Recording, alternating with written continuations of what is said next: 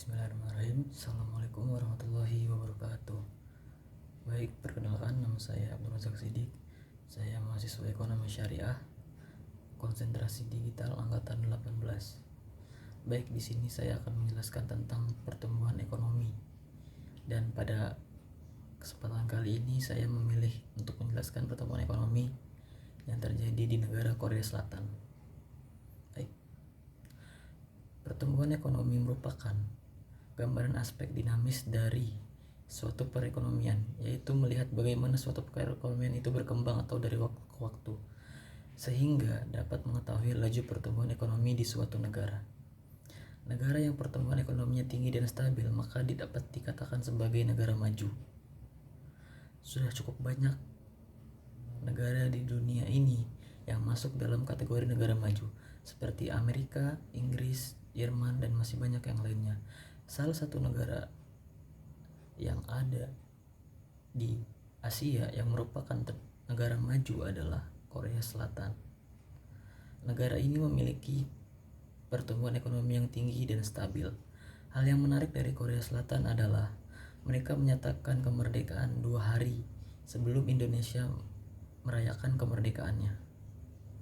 Dan selama kurang lebih dari 10 tahun mereka pun masih harus menghadapi konflik perang saudara di negara mereka.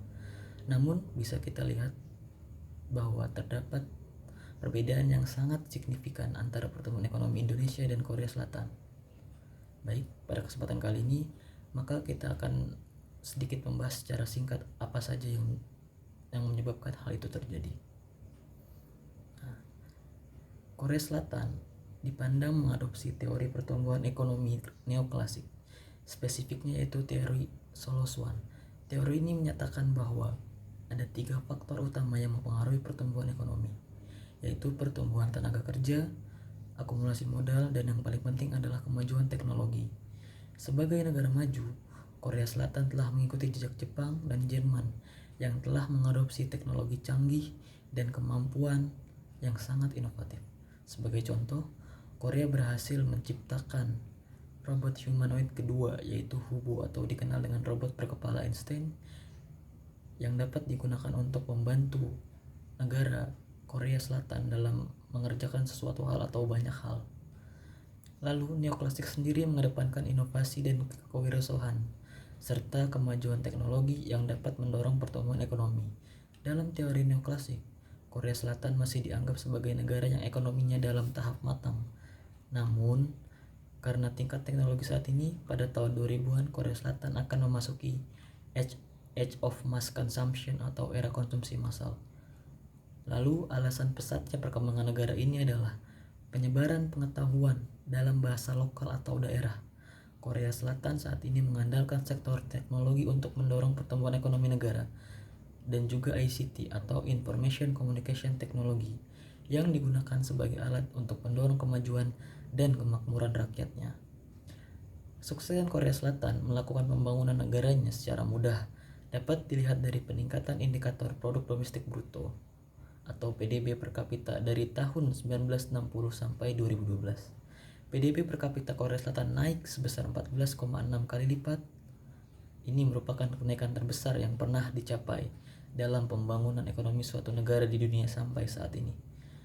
Lalu rahasia kinerja pembangunan fantastis tersebut adalah yang pertama yaitu strategi, yaitu motivasi. Jadi pada mulanya sebelum menghadapi perang saudara itu, bangsa Korea adalah bangsa yang malas. Mereka tidak punya motivasi untuk melakukan suatu hal. Seperti itu. Lalu yang kedua adalah fokus. Jadi di Korea Selatan ini ada yang namanya fokus. Misalkan di sebuah keluarga, mereka ini memiliki 3 orang anak. Lalu seorang ayah sebagai kepala keluarga akan memilih 1 orang anak ini yang dianggap dapat menaikkan atau membantu perekonomian keluarga, atau yang dianggap dapat menanggung beban-beban saudara yang lainnya, dapat menjadi lebih pintar.